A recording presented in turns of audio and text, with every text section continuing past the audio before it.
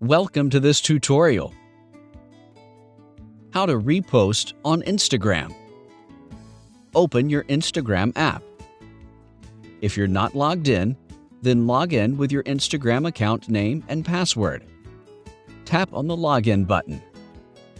From your home feed, you can select any image to share. Below the posted image, you'll see a share icon.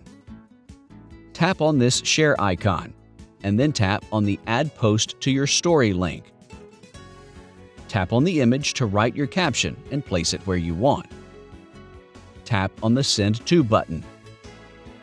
Now, under the Story section, tap on the Share button on the right side.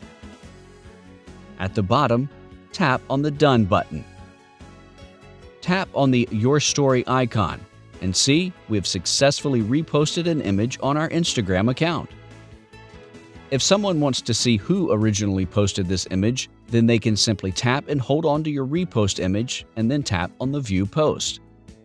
Now, you can see the original post.